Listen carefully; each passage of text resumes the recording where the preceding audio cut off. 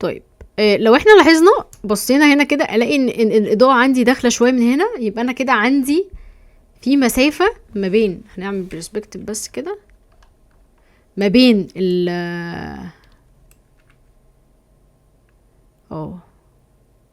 بصوا في ايه، في حتة صغنطوطة كده دخل منها اللايت، لقطتها انا، لقطتها، خبرة انا في الحاجات دي برضو. فنتحايل على الموضوع، محدش يعمل زيي. هنعمل بريس فيرتكس هنا بصوا بصوا الفرق ده، من اعمل لي تمويرة كده من الجنب. بمنتهى البساطة نتحايل على الموضوع، وبعد كده نعمل اكسترود. تعالى كده جرب بقى تاني كده الموضوع ده كده بيقول ايه.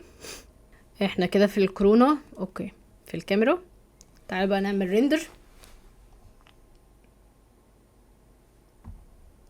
ايه اللي حصل؟ الاضاءة اللي عندي اللي كانت منورة هنا راحت. تمام. ده مع الوقت هتبدأ تاخد بالك، تفهم ايه المشكلة، لان معظم المشاكل اللي بتقابلنا ان احنا بنبقاش عارفين مصدر المشكلة فين. تمام. عشان وانت بتتعلم ماكس لازم تبقى بالك طويل، تدور على المشكلة وحلها، ما تعطلش وتقول ايه ده انا مش عارف المشكلة، ده الفايل باظ مني. لا، فكر بالراحة علشان تقدر توصل للمشكلة وتحلها من الاساس. تمام. لو احنا سيبنا اهو وجينا بصينا الشوت ده قبل وبعد اهو، بصوا قبل وبعد، مجرد بس ما انت حليت المشكلة وعرفت ايه فين. تمام. علشان لما نيجي نوصل في الاخر نبقى نشوف الريزلت النهائية للشوت بتاعنا عامل ازاي. احنا هنا دلوقتي عملنا الاضاءة الطبيعية، اللي هو انت مثلا لو انت رايح شقة واخدها على المحارة، انت مش هتبقى محتاج اضاءة صناعية في حاجة، محتاج بس اضاءة طبيعية في الاول. تمام. وده كأن ده كله ده معمول محارة. هنعمل ايه بقى هنا؟ هنتحايل برضو في الموضوع. عندي هنا سقف ليه سكنس 20 سنتي، وهنا ارضية ليها سكنس 20 سنتي. كبيجنر هتعمل ايه؟ هنروح نعمل F3، هنكبر النسخة كده، نمسك الزد، نعمل شيفت، نطلع فوق كوبي. نروح بقى عندي في الاكسترود اللي هي النسخة الواحدة، هنخلي الأرضية بتاعتنا سمك 2 سنتي.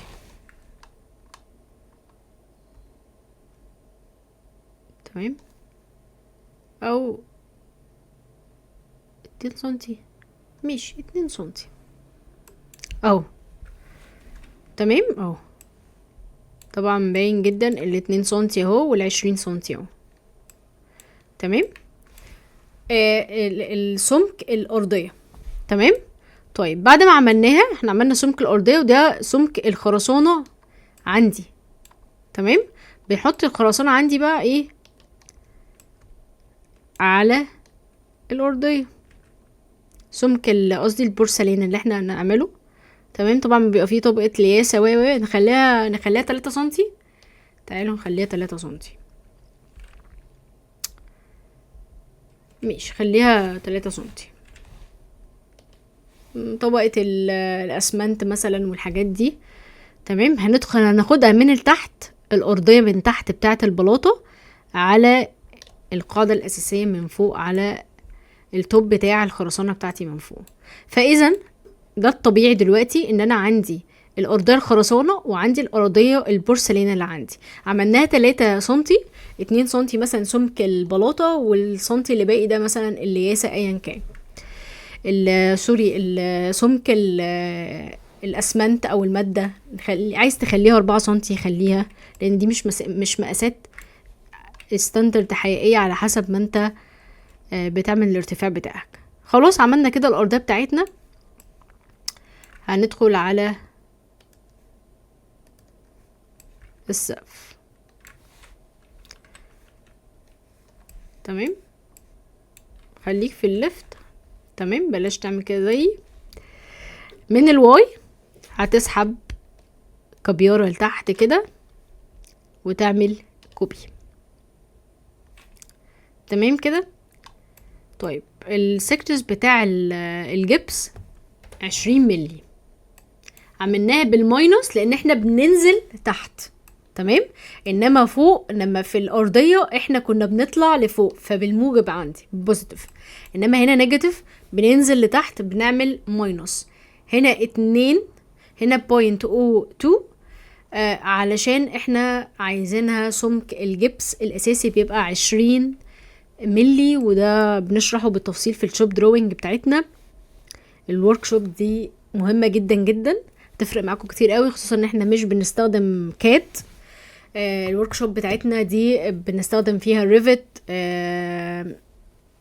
نطلع الموديل بالظبط من الماكس بنطلعه للريفت، تبقى عندك كل تفاصيل التفاصيل في طالعه من الماكس زي ما هي بالظبط، مش ان انت بتحط بلوكات اي بلوكات في الكاد، لا انت بتطلع. يعني خليني كده اوريكم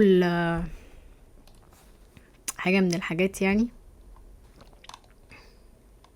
حاجه زي كده مثلا. تمام.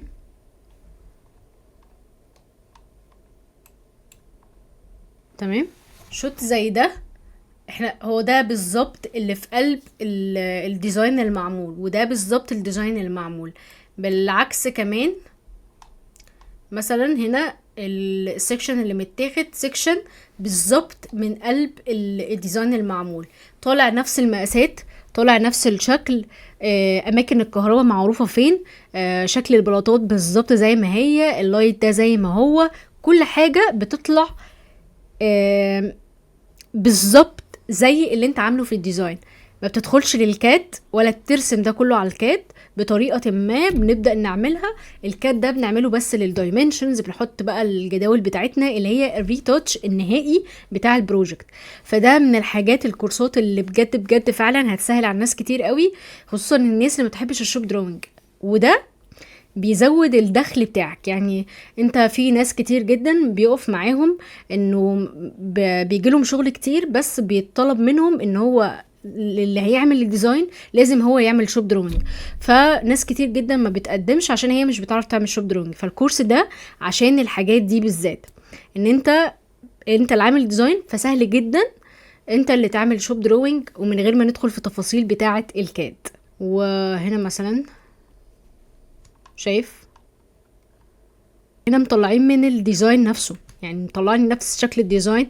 شايف البلاطات، مطلع لي البلاطات بالفواصل بتاعه البلاطات. فالورك شوب دي مهمه جدا، مدخلين فيها AI برضو وكل حاجه، بحيث ان انت تبقى بتطور من نفسك وفي نفس الوقت ما بتعطلش نفسك في ان انت تعرف ايه الجديد في الشغل بتاعك، مش AI بس. فخلينا بقى نرجع للشغل بتاعنا.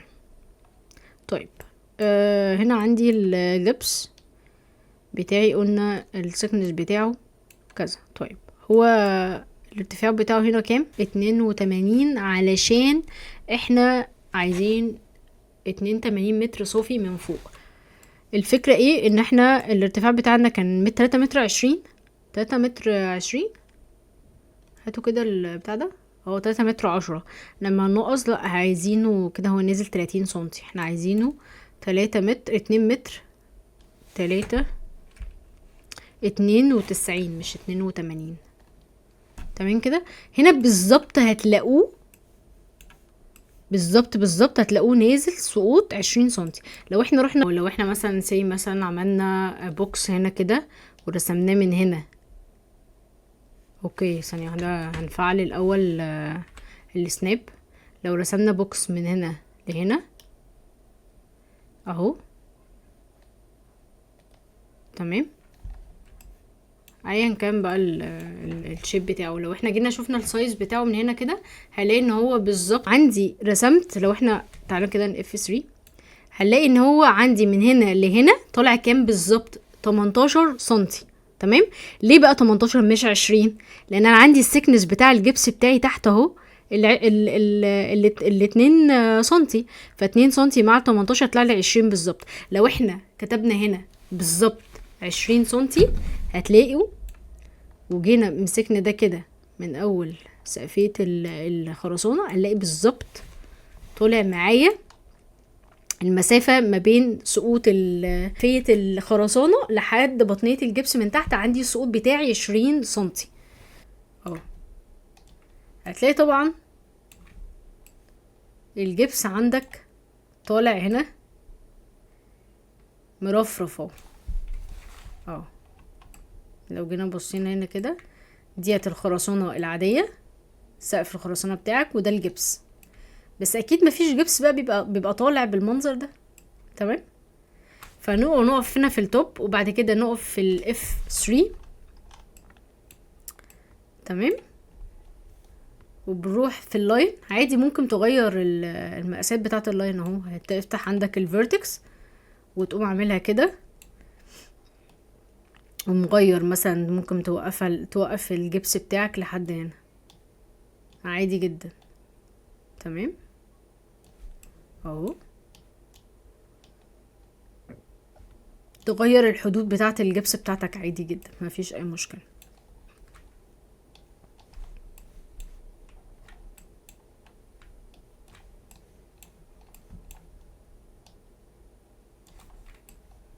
تمام. هنيجي نبص بقى كده تاني من برسبكتيف،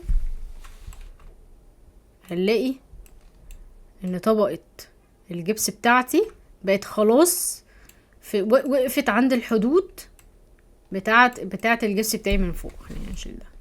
تمام. هنا مش واضح بقى، احنا هنا مش عايزين نعمل اي جيبسون بورد بقى فيه هيدن لايت والكلام ده، احنا بنتعلم بس نعمل سقف بسيط بالنسبة لنا. تمام. فانت عندك الجبس. طيب انت عايز اهوت مثلا من البرسبكتيف كده وتعدل وانت شايف عادي جدا. تمام. ممكن نعمل لاين 21 اللي هو ده الجبس اهو. هتمسك كده اللاين ده، لو اتحركت هنا اهو ده الجبس بتاعك اهو. اتحركت كده تقدر تعدل عادي من اللاين طالما انت ما عملتش كولابس اول.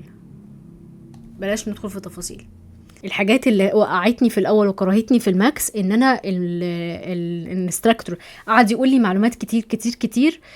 لما جيت اطبق كل شويه افتح النوتس بتاعتي، مش عارفه هنا اعمل ايه هنا اعمل ايه. فانا بقول لك بس الحاجات اللي تبتدي بيها، وبعد كده عايز بقى تكمل الكورس ادفانسد معايا مع غيري. المهم ان انت بديك الخطوات اللي بجد بجد فعلا هتفرق معاك. تمام.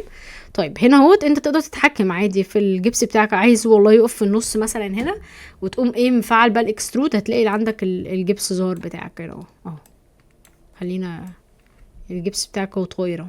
تمام. طب لا والله انا عايزه ارجعه تاني مكانه، هنمسك الفيرتكس وهنرجع كده في الحدود هنا اهو الاكسترود.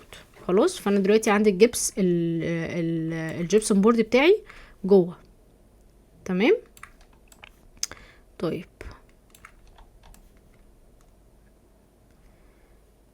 نعلي الاكسبيرينس اكتر بقى. عايزين الحواف بتاعتنا دي نديها لون شويه افتح. هنضغط على حاجه اسمها ام من الكيبورد، هنضغط حرف الام. طبعا القهوه بتاعتنا بردت، بس انتوا اكيد متعودين على حاجه زي كده. ظهر عندي كده حاجه اسمها سليت ماتيريال اديتور. طيب هل ده الشكل بس الوحيد للماتيريالز؟ لا، بيطلع حاجه عندي هنا اسمها مود، في كومباكت ماتيريالز وفي سليت ماتيريالز. الحقيقه ان الناس اللي اشتغلت وعودت نفسها على السليت ماتيريالز هي دي بجد الناس اللي هتعرف تاخد على الفيو بوردز بتاعه الاي اي للحاجات اللي هي زي لوما وفلكس والحاجات دي كلها. دي موديلز اي اي، دي للجنريتورز اللي هي بتاعه الاي اي للانتيريورز، والحاجات اللي احنا بنبدا الحاجات اللي معقده شويه، او اللي هي الحاجات اللي سبيسيفيك في تفاصيل وحاجات دقيقه شويه. فالناس اللي هي بتشتغل بالسليت دي اللي هو ده قدرت ان هي تتعامل مع الحاجات الجديده. طيب الكومباكت ده شكله ايه؟ اللي هو الشكل ده بصراحه ما بحسوش ادفانسد قوي، يعني ما بيطلعليش الحاجات اللي انا عايزاها. انا ما بحبوش، انا ما بحبش الستايل ده. فانت تقدر ده هي دي نفس الماتيريال، هي نفس الماتيريال اللي هتظهر معاك هنا. بس ده الافضل ليك. خلينا نوسع الفيو بورد كده شويه، تمام، عشان ما تحسوش ان الدنيا معقده. تمام. اول حاجه ده طبعا بالسكرول كده على ما هو نفس الماكس عادي. تمام. طيب اول حاجه هنعملها ايه؟ برايت كليك في حاجه اسمها ماتيريالز، هنروح هنلاقي كورونا. لو بتشتغل في راي هتروح لفي راي، بس احنا بنشتغل كورونا. تمام. الكورونا الاقدم شويه كان في حاجه على طول هي كانت ستاندر، كان اسمها ستاندر ماتيريالز. تمام. طيب الكورونا بقى اللي هي الجديد من اول الايت تقريبا او قبل كده انا مش فاكره. هتلاقي ظهر عندك في حاجه اسمها فيزيكال ماتيريال و لي جي سي ماتيريال. انسى كل اللي انا قلته ده، هتضغط رايت كليك ماتيريالز كورونا لي جي سي ماتيريال على طول، الاختيار الرابع، ما تفكرش في اي حاجه تانية. تمام. طيب هندخل هنا عندي في الماتيريال بتاعتي هيظهر لك كده الشكل ده. تمام. وفي هنا بانل كده ظهرت الخصائص بتاعت ايه يعني البروبرتيز بتاعت الماتيريال اللي انت بتشتغل عليها. تمام. طيب التفاصيل الماتيريال والحاجات دي بنشرحها بتفاصيل اعمق واكتر، بس انت مش محتاج ده. تمام. انت محتاج تقوم مشهد في الاول. طيب ليه بقولك كده؟ خليني برضو اشرح الموضوع ده. طلب مني في مكتب، اول مكتب قدمت فيه انا الحاجات دي بشرحها، بس انا طلب يعني هشرحها بتفاصيل، يعني بالتفاصيل في فيديو تاني. انا اصلا اكشلي شرحها بس انا لسه ما نزلتوش. هختصر يعني. انا اول شغل كنت بتقدم ليه كان طلب مني ان انا اعمل شوت، وانا ما كنتش عارفه حاجه لسه اعمل ايه. من اكتر الحاجات اللي انا كان صعب عليا ان انا كل شويه اطلع النوتس. طب اعمل ايه؟ طب الماتيريال دي اعملها ازاي؟ واقعد اقلب في صفحات. طب هو الدكتور الانستراكتور كده كان قايل ايه؟ طب ارجع للمحاضره رقم كام؟ طيب وارجع للمحاضره واقعد اسمع. كان صعب جدا، وانا كان مطلوب مني ان اطلع الشوت ده في يوم واحد، يعني ابعت الشوتس بتاعتي في خلال يوم واحد، بعد كده ما ينفعش. تعبت كتير جدا عشان ان انا اعرف ادور في المحاضرات طب الاضاءه اللي انا ابتدي بيها ايه؟ طب مش عارفه ايه. فاعتقد ان انا لما اجمعها لك كلها في محاضره واحده، تمام، الدنيا هتبقى سهله عليك، لان انا بشرح لك ده علشان اسهل لك الامور ما صعبهاش. فمجرد ما انت تعرف كبدايه بسم الله ان انت بنسبه 20% تطلع شوت الى حد ما كويس، بعد كده نفسك تتفتح. تمام. وتشتغل افضل واحسن. هو انا كنت بقول ايه؟ انا نسيت. تمام معلش، جالي مكالمه فنسيت انا بقول ايه. المهم يعني انه الليكتشر دي والله علشان انا اساعدكم اكتر. فمجرد ما تتخلص الكورس ده هتحس ان شاء الله ان شاء الله يعني ان انت مبسوط، على الاقل بتعرف تطلع مشهد. لان دي كانت مشكله كبيره جدا بالنسبه لي اول ما ابتديت اتعلم ماكس. ما كنتش ببقى عارفه اطلع مشهد، ولا عارفه اعمل ايه، ولا عارفه الاساسيات ايه. فانت تعامل، شوف الطبيعه ايه بتتعامل فيها ازاي، وايه لو انت في اوضه ايه اللي بينور الاوضه؟ الاضاءه. يبقى اول حاجه تفكر فيها الاضاءه قبل ما تفكر في الارضيه، فكر في الاضاءه. تمام. وامشي الستيب بقى كده، ستيب باي ستيب، وانت ان شاء الله هتوصل باذن الله، وعد مني. طيب هنا دي الماتيريال. طيب انا عايزه مثلا الحيطه دي ابتدي اغيرها مثلا اللون بتاعها. تمام.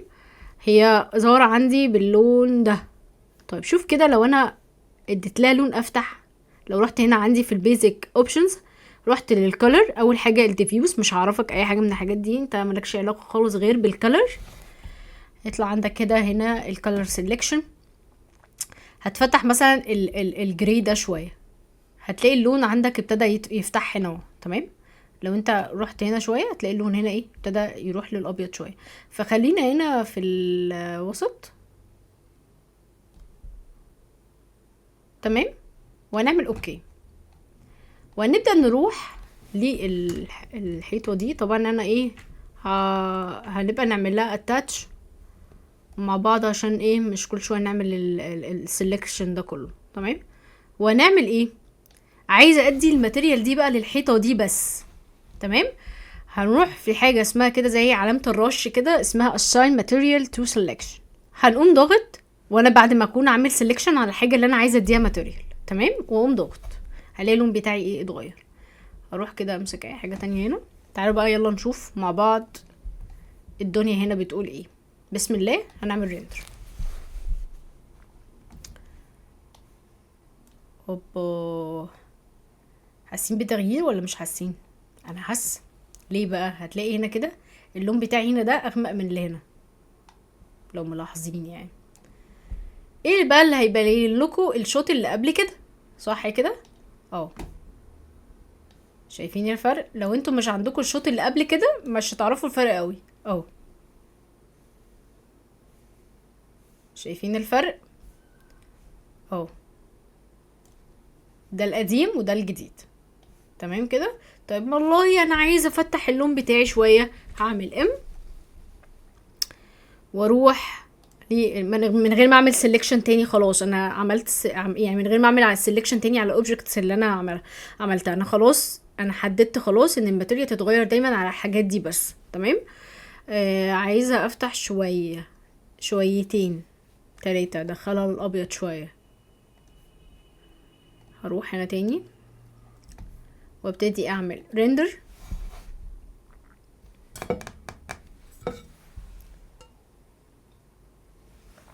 الدنيا بدأت تظهر، باين خالص اهو ان ده بقى ابيض وده جراي. تمام. هنعرف منين؟ شفت بقى لما الدنيا هنا افتحت شويه ابتدت ايه؟ ان في تمويره هنا برضو كده، في اضاءه هنا ابيض هنا تاني. طب احنا عارفين هنعمل ايه. لو احنا مثلا عادي بقى، انت ممكن تقارنه مع شوط قديم مثلا زي ده كده. شايفين الفرق؟ شايفين الفرق؟ ايه اللي حصل؟ الاضاءه عملت ايه؟ فرق جبار يعني. فالاضاءه بتلعب دور كبير قوي في ان انت الشوت بتاعك يطلع حلو وبيرفكت، ولا اللي هي الحاجات الكرتون. انت في ناس كتير جدا بتبقى بتقعد ما بتحبش الماكس عشان دايما تقول انا بطلع صور شبه الكرتون مش حاجات واقعيه، عشان مش بتبقى ماشيه خطوات مظبوطه. احنا مشينا خطوات مظبوطه اهو، احنا لسه في الاول. تمام. ما بالك بقى لما تبقى ادفانسد كده معايا في الكورس، تبقى جبار يعني. طيب ده اهو. تمام. احنا عملنا سيف صح؟ ممكن بقى تقارنها برضو مع شوط تاني اهو اللي بعده. شايفين الفرق؟ بس it's okay fine. هنروح بقى للأرضية. سيبك بقى من الفلور جنريتور والكلام من ده. هنعمل حاجة جميلة قوي قوي قوي قوي. هنروح برضو للماتيريال. خلاص دي الماتيريال بتاعة الحيطة، اكيد مش هنستخدمها للأرضية. هنعمل ايه تاني؟ هنروح للماتيريال كرونا ليجيسي ماتيريال اللي هي رابع اختيار. هيظهر لي سليت تانية عندي هنا كده باللون القديم. حتى انتوا لو بصيتوا هتلاقي ده اللون اللي احنا غيرناه وده اللون القديم. عايزين بقى ندخل ليه لون ارضية. ماشي. اللي خلف بيه ارضية ازاي؟ دور بقى على اي ماتيريالز عندك.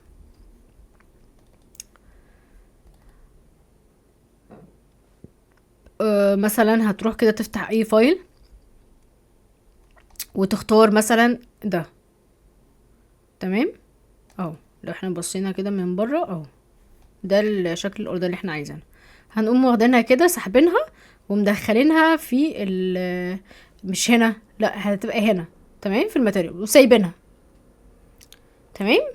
هتظهر لك ان هي اسمها بيت ماب. دي اي ماتيريال بنضيفها للماتيريال التانية اللي هي صور عموما تكيتشرز وكده بيبقى اسمها بيت ماب. تمام. هنقوم سحبين كده من الجزء ده كده، هنلاقي ان هي ظهرت بلون اصفر كده. لو مسكنا كده بالليفت كليك وسحبناه ووديناه للديفيوز كولر. تمام. عشان تفعلها لازم تكون كده يعني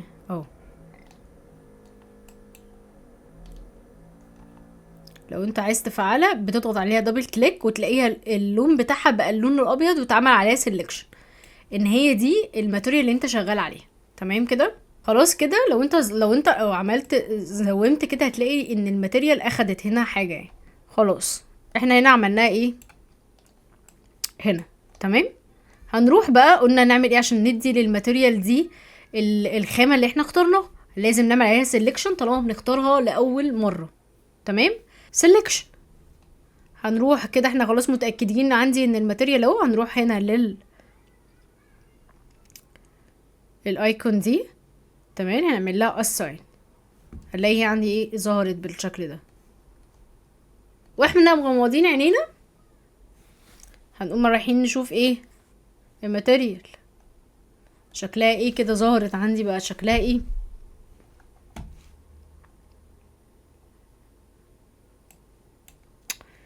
هنلاقي ان انا عندي الدنيا مش واضحه عادي. فين الارضيه؟ فين البورسلين اللي احنا حطيناه؟ مفيش حاجه ظاهره. طب ده ايه ده؟ واحنا عاملين سيلكشن عليها كده هنروح في الموديفاير ليست، هنروح لحاجه اسمها يو في دبليو ماب. اول ما تظهر كده هتلاقي حاجه ظهرت كده في الارضيه عندي. لو عملنا هنا مسكنا الجزمو ورحنا عملناه بوكس ورحنا عملنا سكيل، وقفنا في البرسبكتيف وعملنا له ازوليت كده، هنلاقي ان عندي المابة ممطوطة على البلان كله. تمام. هنقوم رايحين كده نعمل السكيل بتاعنا. اوكي، إيه اللي انا بعمله ده؟ او السكيل بتاعنا في كله، في كل الاكسس بتاعتي. تمام. احنا كبرت مننا قوي فخليها ايه كده مثلا.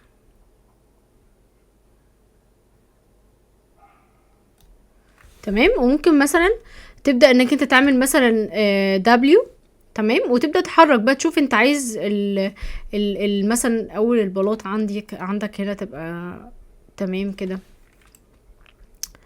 ويسينك انه كده تمام. ويسينك كده.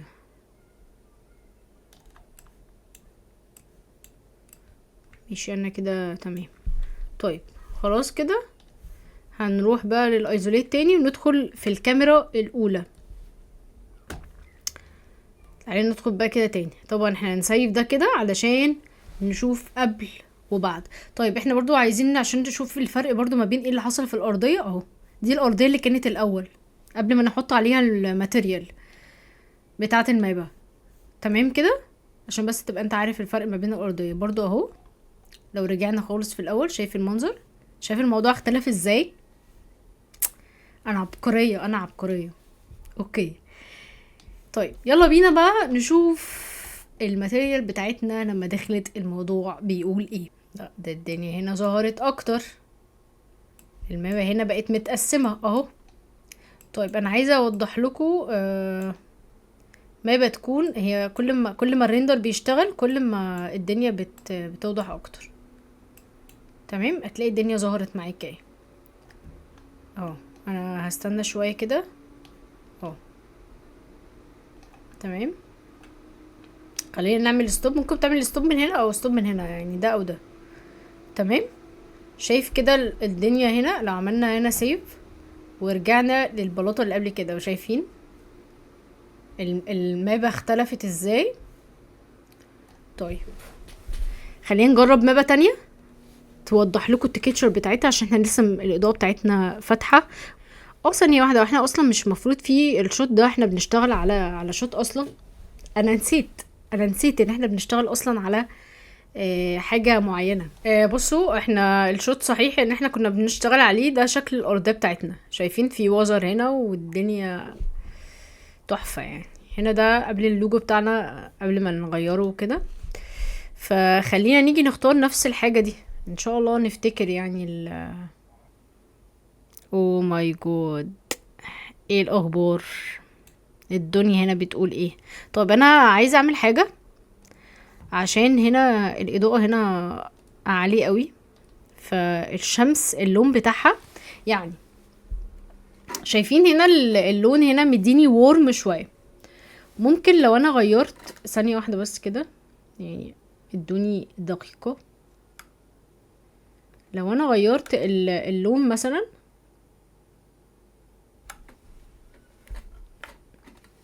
ابيض اهو، خلينا بس نبعد، هتلاقي ايه ان اللون الورم اختلف. شكلي دلوقتي اختلف، الاضاءة اللي واصلالي لونها ابيض. تمام ولا اهو؟ تمام. ولا لو انا غيرت وخليتها باللون ده. شايفين الموضوع؟ الاضاءة بيبقى عليها عامل كبير جدا. هل هي ممكن تكون باللون اللي هو الدافي قوي ده؟ لا، هي ممكن اصلا تكون البلاطة لونها افتح من كده، بس احنا الاضاءة بتاعتنا اللي جايه من الصن قوية شوية او دافية شوية.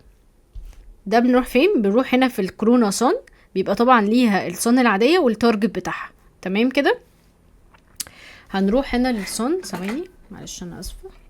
هنروح هنا للصن، لو احنا روحنا كده فتحنا هنلاقي هنا الكورونا صن عندي، هي دي رياليستيك. هتلاقي هنا عندك ان ممكن الانتنسيتي بتاعتها نقللها شوية، نخليها على 10، وكبر لي السايز بتاعها خليه 4. مش مهم نعرف التفاصيل دي، نحفظها بس كده مبدئيا. تمام. طيب خلينا بقى نيجي نشوف كده هل الموضوع ده اغير حاجة هنا في الاضاءة عندي ولا لا.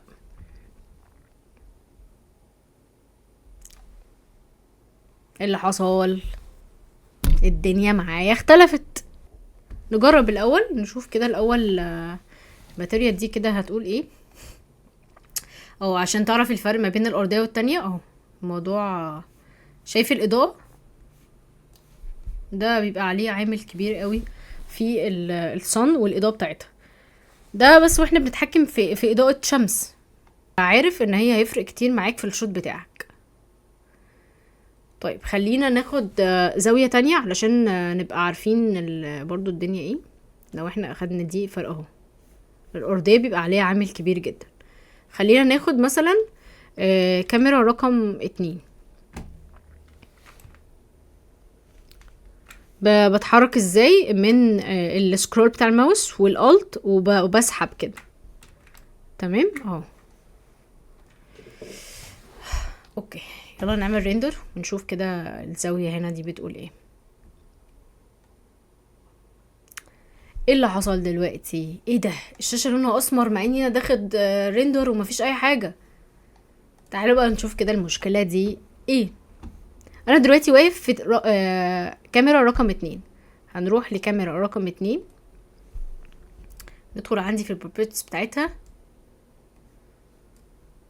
تمام. هنروح لحاجة اسمها الاول في حاجة اسمها كده شو سيف فريم. اوكي ده احنا الفريم بتاعنا متدمر. تمام. هننزل نسحب بتحت كده لحد في حاجة اسمها environment and clipping. تمام.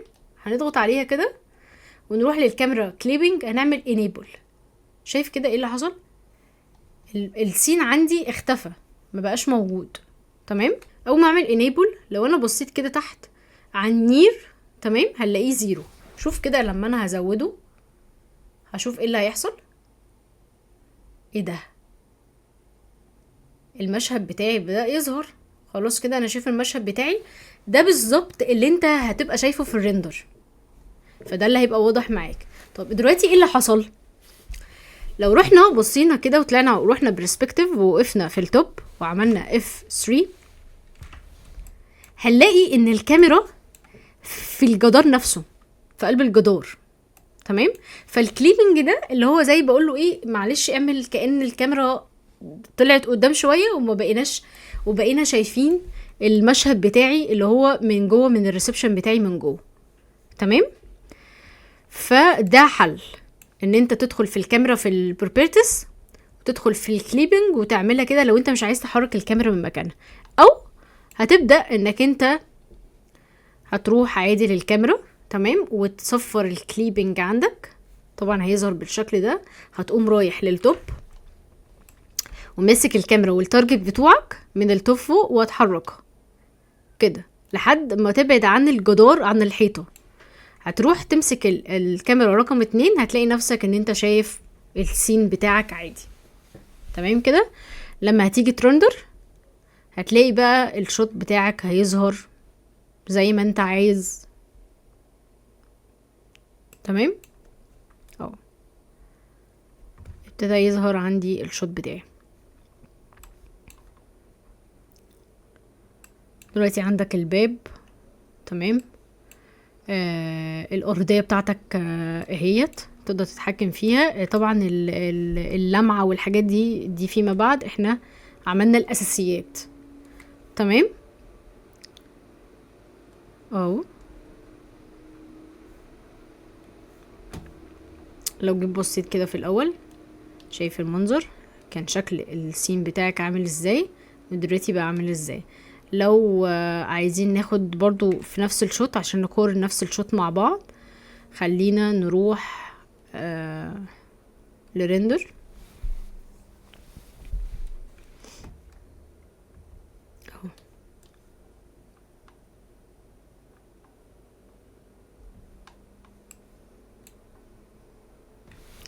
المره الجايه ان شاء الله بقى برضو هكون لقيت التكتشر دي فين بالظبط، واظبط لكم الفايل بحيث ان احنا نشتغل على نفس الشوت ده بالظبط ان شاء الله. يعني ده على نفس ده بالظبط. هنا انا مختار لكم الشوت ده بالذات ليه؟ عشان هو ما فيهوش لعب كتير في السقف، سهل. اللي فوق ده الخرسانه للمعلومه، وده طبقه لياس او طبقه مصيص نقاشه وكده، وده الجبسن بورد بتاعي، تمام. وهنا في هيدن لايت بس، وهنا في تراك، وهنا في عندي هيدن لايت برضو على الحيطه بس. هنا مفيش، الجبس مقفل مع الحيطه. طيب اهو لو جيت هنا بصيت،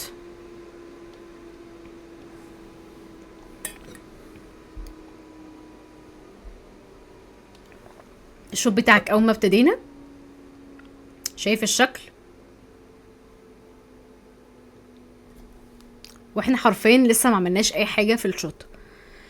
انت بس ما الا انت عرفت الاساسيات. خلينا نيجي نبص كده على الشقه دي في الطبيعه. الشقه دي اول ما دخلتها حرفيا جالي بانك كده، اللي هو ايه اللي هو معمول في الشقه ده. work videos I think ان هو في الايباد، بس انا مش عارفه هو فين بالظبط. انا ما اعرفش الفايل ده ده نفس الريسبشن بتاعي. هو ده البلكونه، وهنا دي البلكونه اهي، تمام. وهنا برضو في اوضه اللي بتطلع بره على البلكونه، وهنا دي الاوضه اهي، تمام. حرفيا يعني اول ما دخلت الشقه دي جالي بانك يعني. فالاضاءه هنا كانت صعبه جدا، والورم بزياده عن اللزوم مع اللون مدي شكل بشع جدا. طبعا تنظيم الكهرباء والحاجات دي. اول حاجه مثلا لو احنا بنتكلم على الاضاءه كانت كارثه، مع ان الشقه الاضاءه بتاعتها كويسه قوي. طبعا احنا لو كنا فتحنا زودنا البلكونه دي، فتحناها، ده ريسبشن طويل عندي، طول اكتر من العرض. بدخل في تفاصيل، انا عارفه ان انا بدخل في تفاصيل، مش تقولوا لي. طيب ده شكل يعني الشقه اهو. ده الجدار التاني. طبعا هنا في كاميرا، لا ده بقيه ده البلكونه اهي، تمام. اللي هنا ده البلكونه بتاعه الاوضه. عايزه اجيب لكم الشقه ده من هنا. هو الطرقه اللي احنا بندخل فيها من هنا، عشان تبقوا شايفين اني على ارض الواقع. خلينا نعمل هايت سيلكشن كده اهو. دي الطرقه اهي، وهنا دي الطرقه اللي احنا شايفينها اهي. دي الطرقه اللي انا بمشي فيها كده، بلاقي ان انا لو باصص اهو مكان نفس البوزيشن بتاع الطرقه اللي احنا جايبينها اهي. انا واقف اهو من الطرقه باصص، شايف الفتحه بتاعه الطرقه التانية، وعندي اهوت التويلت، وده التويلت هو نفس الفتحه بالظبط، تمام. وهنا عندي الريسبشن، وهنا برضو هقوم داخل على الريسبشن، وهنا ده المطبخ، وهنا برضو ده فتحه المطبخ بتاعي من هنا، تمام. فدي كانت من الشقق الصعبه بصراحه، اللي المفروض ان الشقه دي كده متشطبه مفروض. طبعا انتوا لو بصيتوا كده يعني هتلاقي هنا ان العرض ده مش زي او الطول هنا مش نفس الطول ده، في مشكله هنا في الكاميرا. طبعا بقى مع ان الشقه دي متشطبه، شايفين شكل المنظر حاجه كارثه كارثه يعني. ما علينا. في حاجه تانية كمان، خلينا نيجي نشوف الصور كده، هل في حاجه تانية ممكن نتكلم فيها؟ دي الطرقه اللي جوه اهي، دي الطرقه اللي جوه. خلينا نعمل كده، خلينا نعمل كده عشان يعني تشوفوا اكتر، تبقوا الدنيا واقعيه معاكم اكتر. مش احنا هنا عندنا لما بندخل من الطرقه الاساسيه من باب الشقه، وبعد كده عندي ده الريسبشن، بعد كده ندخل للطرقه التانية، عندي ايه هنا؟ عندي هنا التويلت اللي هنا اهو، وبعد كده منور، وبعد كده الاوضه التانية اللي هي بابها من هنا اهو. لو احنا جينا بصينا هنا كده هنلاقي دي الطرقه التانية دي. انا واقف هنا بالظبط، البوزيشن بتاع الكاميرا انا واقف هنا اهو كده وباصص كده.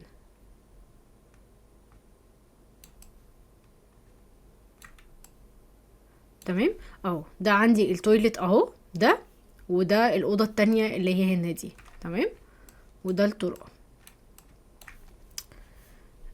بس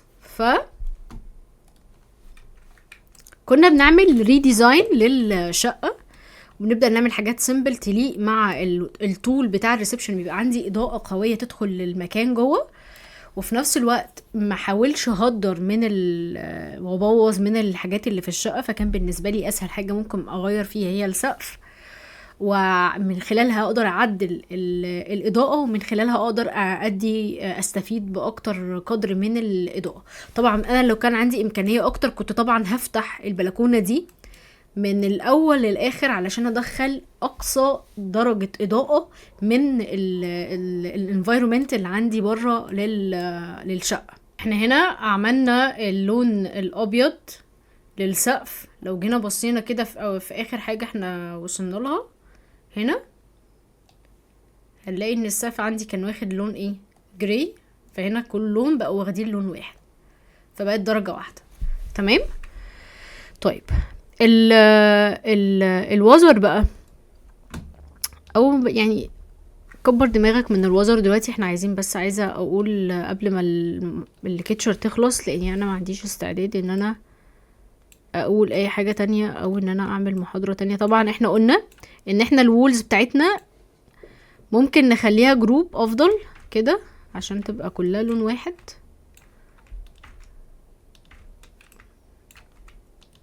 بدل ما هي كلها درجة كل شوية درجة تانية غير التانية دي. I think انه كده تمام. برضو الخرسانة اديها لون، ديت الماتيريال بتاعت الارضية. تمام. لو انا عايز بقى مثلا ابتدي ادخل مثلا صوفة، هبتدي اعمل ايه؟ ندخل كده في المارك. هنا عندي اهو فتحت بلوك تاني. تمام. مثلا عندي البلوك ده، طبعا هنعمل نروح للجروب عشان واضح هو معمول جروب، وبعد كده هنعمل اوبن. انا عايزة مثلا ده معمول 500 جروب. تمام. هاتلي بقى شيلي ده كده. تمام. انا عايزة الجزء ده بس، شكرا جزيلا. تمام كده. تمام. هعمل جروب، هعمل اكس كوبي. طبعا الكوبي ده سكريبت بيتحط كده علشان تنقل الاوبجكت بتاعك لفايل تاني على طول من غير ما تفتح بتقعد تعمل ميرج في قلب الفايل نفسه كده. هعرفكم الفرق، بس دي من الطرق السهله جدا اللي حقيقي بجد وفرت عليها كتير قوي.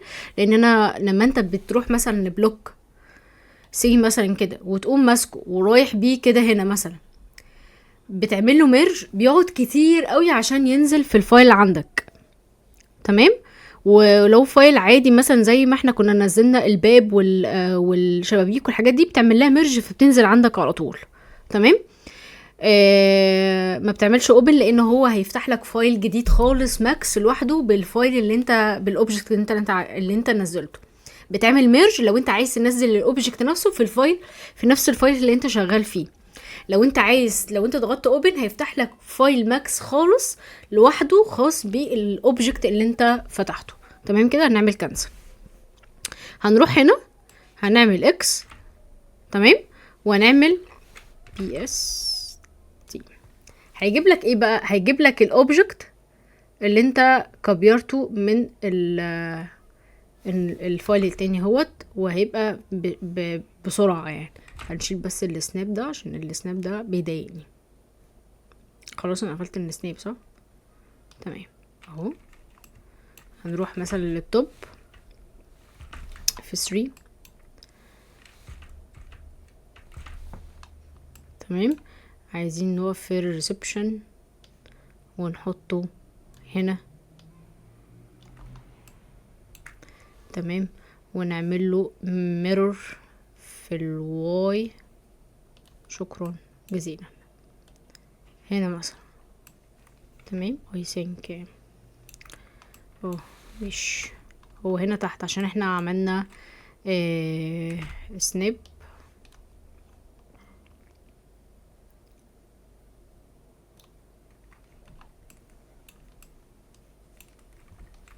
شيل السناب ايه، حطهولك هنا اهو شويه.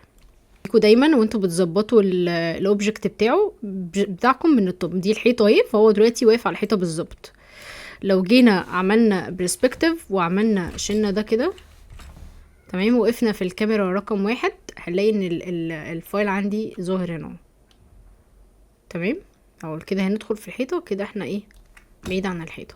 تيجي نجرب كده بقى ونشوف ريندر كده ونشوف الدنيا هنا بتقول ايه. خلينا نسيب الشوت ده كده.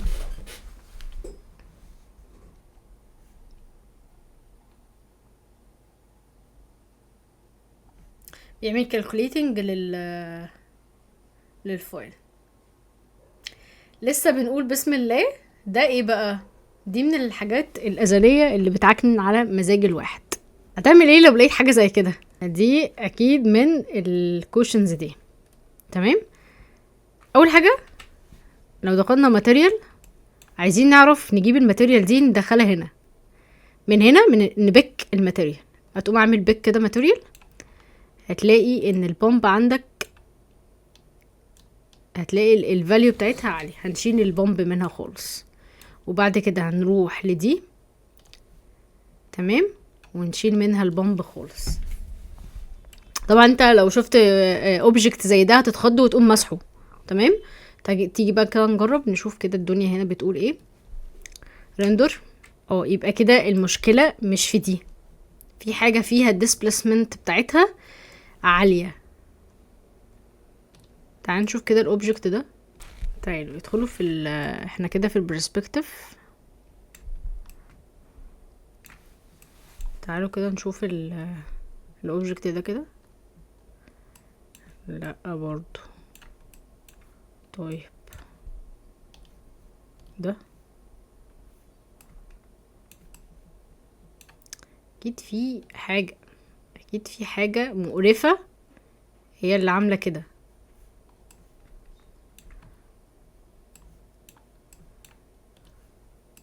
مش ده اللي احنا عملنا لها بيك قبل كده؟ لا، ثانية واحدة. هل هي دي؟ هي دي. انا متأكدة ان هي دي الديسبليسمنت بتاعتها. يا اما بتقلل الفاليو يا بتشيلها خالص، يعني تريح دماغك. يلا نشوف كده الدنيا بتاعتنا هنا ايه. هنقف بس الاول في الكاميرا، تمام، وبعد كده نروح بقى نريندر. دي من المشاكل الازليه اللي حرفيا كانت بتقابلني في اول سنه سنتين. ايه اللي حصل؟ المشكله اتحلت. دي بتبقى ساعات ايرورز كده بتحصل، بيبقى الديسبليسمنت بتاعتها عشان بتغير من فايل لفايل، فبتبدا تتغير يعني. الفكره في ان انت تفهم، تمام. انا بقول لك بس المشاكل اللي هتقابلك في الاول وهيخليك تقعد تدور على بلوك تاني يا تحل المشكله يا تجيب بلوك تاني يعني. هنا دي الماتيريالز بتاعتها هي اللي غامقه شويه، تمام. تعالوا كده نقف في زاويه، نعمل برسبكتيف كده ونمسك الكوشن دي كده مثلا، ونروح نقف هنا كده مثلا. قلنا ايه؟ هنقف في زاويه كده كده، تمام، وتقول له ايه، حطي لي الكاميرا في الفيو ده. تمام. قبل بقى ما تقعد تعمل، انت عامل انيبل اللي هو كليبنج، لو انت فعلا الكاميرا داخله في الحيطه هيبان الكليبنج بتاعك، فانت كده تمام، الكاميرا بتاعتك تقدر تاخدها وانت فن يعني. هنا هو شفت الفرق اهو اللي حصل، حلينا المشكله.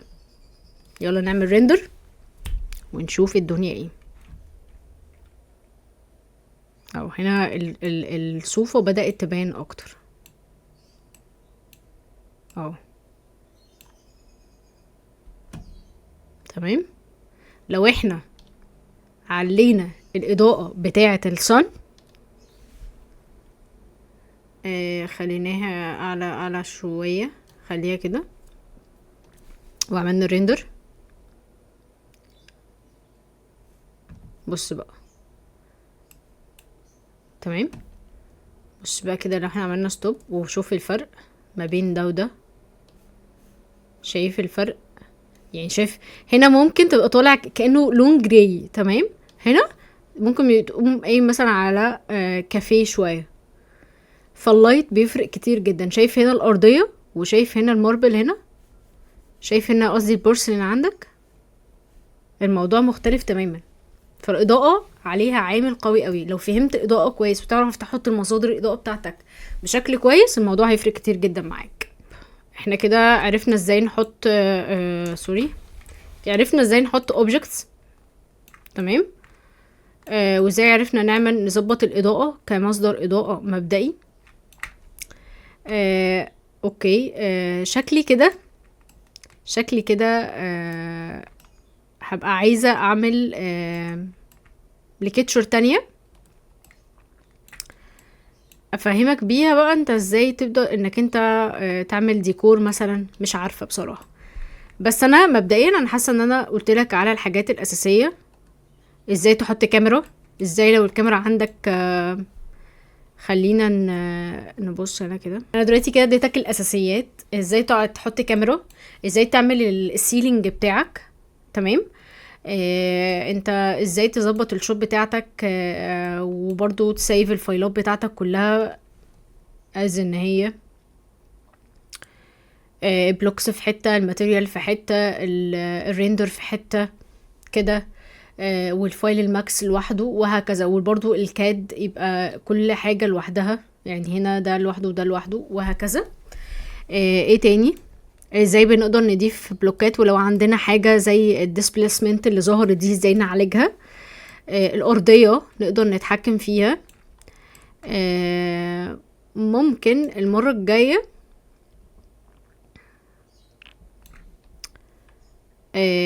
نشوف ازاي ممكن نعمل السيلينج والإضاءة. يعني السيلينج اللي هو